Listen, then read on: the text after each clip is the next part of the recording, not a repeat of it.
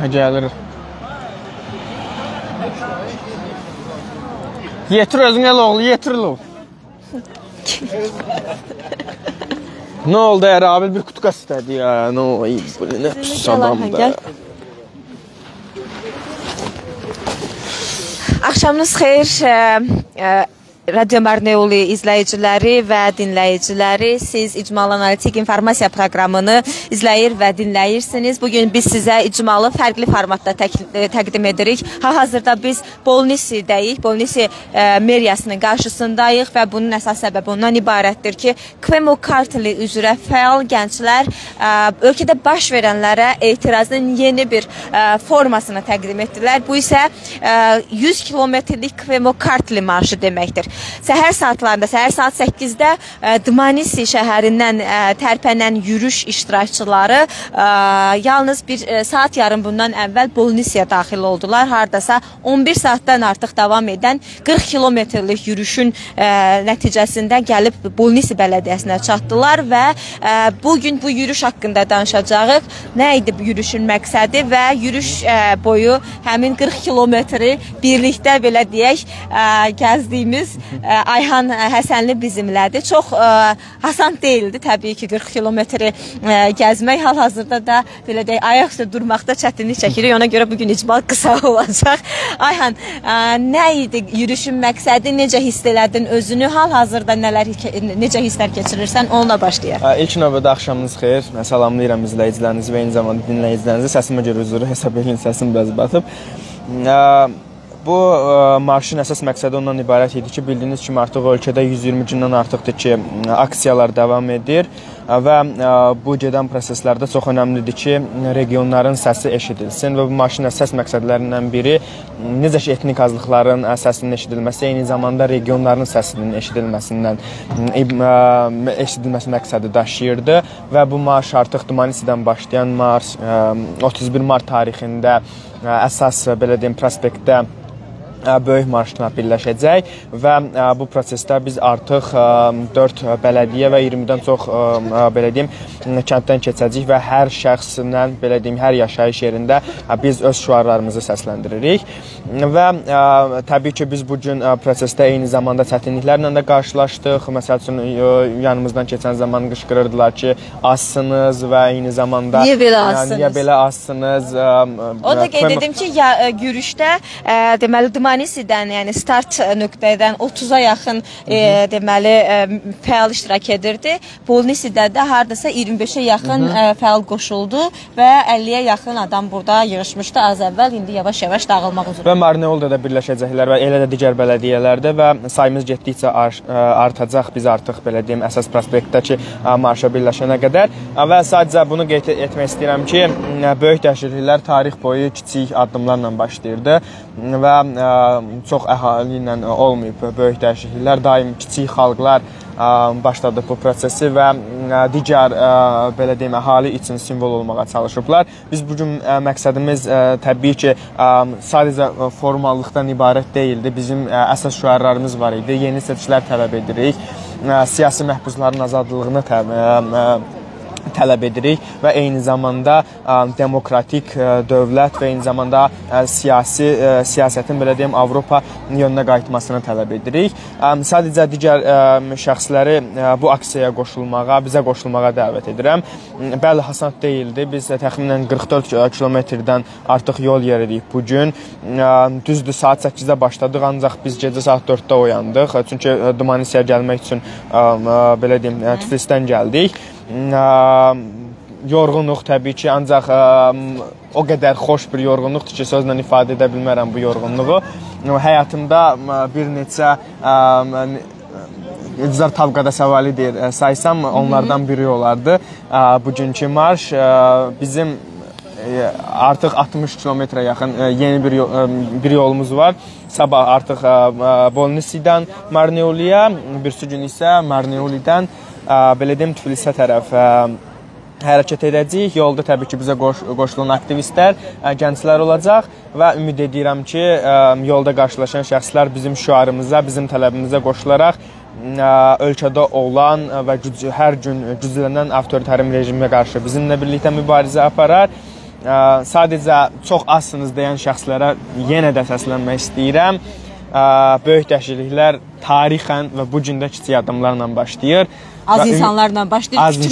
Həmin o ideyalar daha belə deyək, oturuşandan sonra adətən prosesə daxil olurlar. Çünki biz görürük ki, icmada bu etiraza qoşulmaq istəyən, amma çəkinən, qorxan insanlar var. Çünki biz bilirik ki, əhali ciddi bir baskı altındadır. Əhali ciddi bir nəzarət altındadır. Əhali sosial yardım alır. Əhali, nə bilim, təqaüdçüdür və bütün bunların hamısını itirməkdən qorxur və ona görə də səsini çıxarmağa ehtiyat eləyir. Və bu ehtiyat edən insanların sayı daha çoxdur. Bugün nəinki bütün bu qorxuları aşıb meydana çıxmağa cəsarət tapan insanların sayı və cəsarətli insanların sayı da həmişə Ayhan dediyi kimi tarixən daha az olub və kütlə daha sonra bu proseslərə daxil olubdur. Təşəkkür edirəm Ayhan. Mən təşəkkür edirəm dəvətin. Ümid edirəm digər şəxslərin bizə qoşulması ümidi hələ də var bizdə və ümid edirəm əsas prospektə qoşulana qədər bizim sayımız daha da artacaq. Hamımızı da belə deyim gözləyirik. Bolnisi bələdiyyəsinin qarşısındayıq. Bacara bilirsiniz, yenə buyurun gəlin. Təşəkkür edirəm. Ayhan Həsənli idi bizimlə. İndi deməli hal-hazırda meriya qarşısından yenə təkrar yürüşlə yürüş iştirakçıları Bolnisinin çıxışına doğru irəliləyəcəklər. Bolnisinin çıxışında isə çadırlar qurub gecə çadırlarda gecələyəcəklər. Sabah səhər tezdən yenə yürüş davam edəcək. Bu dəfə istiqamət Bolnisi Marneoli olacaq. Hal-hazırda Qardabanidən Coşqun Əliyev yanımdadır. Coşqun Əliyev evdə səhər saat 8-dən etibarən bizimlə idi, yürüşdə iştirak etdi. Bir növ yarışdı da əslində. Axşamınız xeyir Coşqun bəy, təşəkkür edirəm. Qoşulduğunuza görə yorğunsunuz. Hal-hazırda nə hisslər keçirirsiniz? Onunla başlayaq və bu yürüş hansı mesajları daşıyırdı özündə? Bu yürüş niyə məhz Kvemokartlinin kəndlərindən, şəhərlərindən keçmək qərarına gəldik biz? Əvvəla salamlayıram hər kəsi, bizi izləyən vətəndaşları. Bu yürüyüş ondan ibarətdir ki, yatmış qəlbləri oyandırsın. Bu günləri artıq ölkədə qlobal böyük bir çətinlik baş verir. Bu yürüyüşün bir mənalı olaraq daşıyan səbəb ondan ibarətdir ki, 26 oktyabrda olan seçkilər saxtalaşdırıldı və zorakılıqla bunlar hakimiyyəti zəbt elədilər. Və bu günlərdə bu yürüyüşdə çox yüksək ruhən, yəni bəli, əhval-ruhiyyə çox yüksək idi. Çətinliyə baxmayaraq. Bəli, əhval-ruhiyyə çox yüksək idi. Bu çətinliyə baxmayaraq bunlar yenə də davam edəcək bu yürüyüş. Artıq sabah Bolnisidən Qardabani Marnoliyə üz tutacaq. Ondan sonra da o biri günü Tbilisə. Biz həm Marnolidən, Qardabanidən, Rustavidən və Tetriskarodan, Calqadan çox böyük saylı vətəndaşlar qoşulacaq bu aksiyaya. 31 mart tarixində parlamentin önündə Rustaveli prospektində böyük izdihamlı böyük bir mitinq olacaq.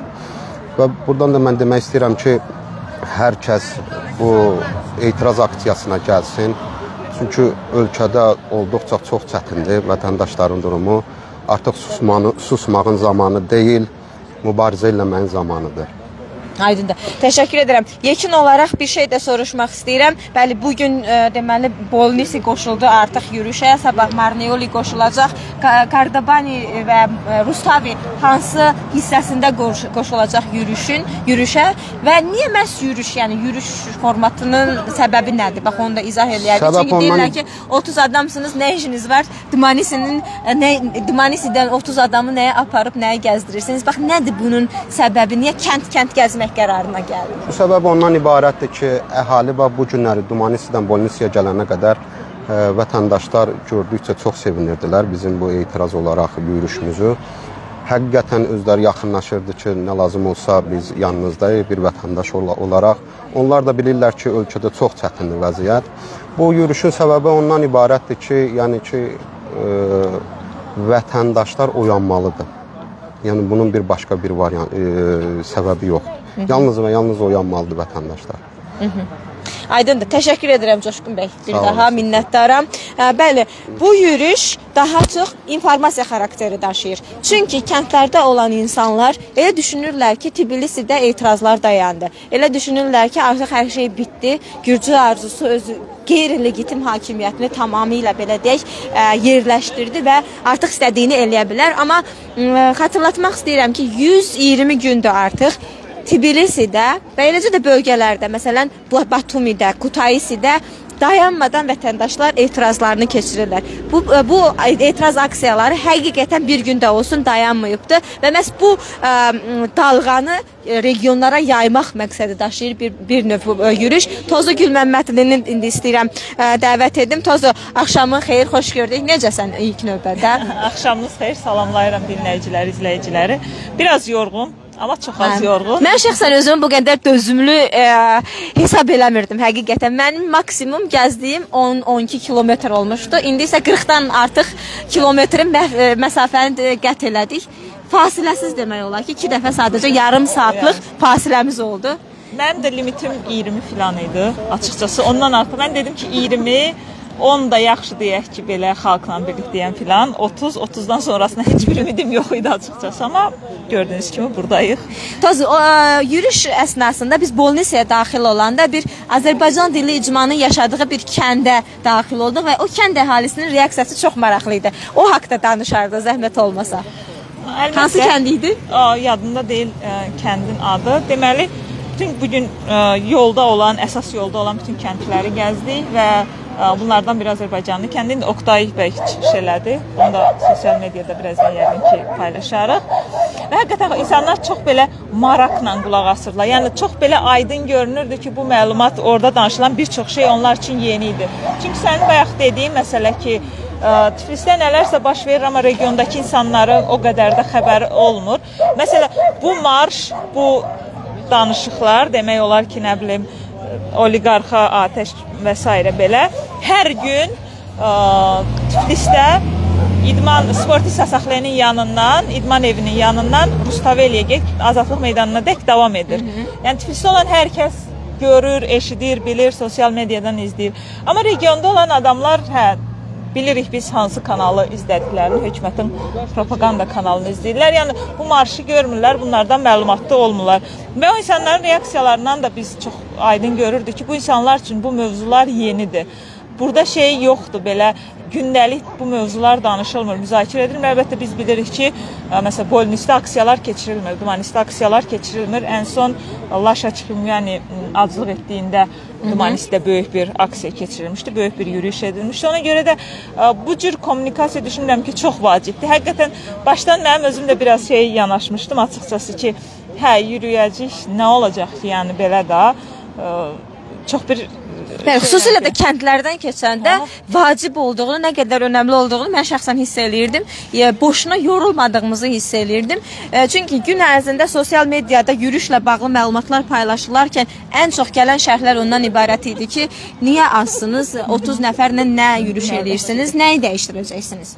Əlbəttə 30 nəfər olması da əslində belədir ki, biz bilirik ki, məsələn 1000 nəfərlə, 2000 nəfərlə, 5000 nəfərlə 40 kilometr gedilmir, yəni adətən. Bu əlbəttə məlum məsələdir, amma yəni o qədər belə pozitiv enerji aldıq ki, məsələn yorulmadıq belə biz, yəni hardasa mən fikirləşmədim ki, indi mən maşına minim, gedim daha yoruldum. Çünki ona icazə vermirdi xalqın reaksiyası. O qədər belə şən idi ki, insanlar biz o qədər xoş qarşıyırdı, hər keçən maşın siqnallayırdı, hər kəs salamlaşırdı, nəsə öz fikrini bildirirdi. Ona görə də belə çox pozitiv bir şeylə 40 kilometri tamamladıq. Önümüzdə də bir 60 kilometr var. Bəli, ümumi məsafə 100 kilometrdir. 100 kilometrin sonunda yürüyüş iştirakçıları Tbilisidə 31 mart tarixində elan olunan böyük aksiyaya qoşulacaqlar.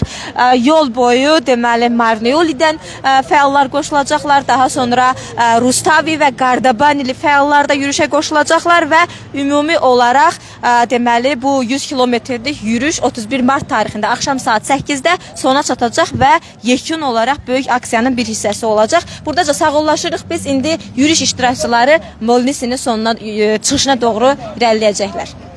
Gecəniz xeyrə.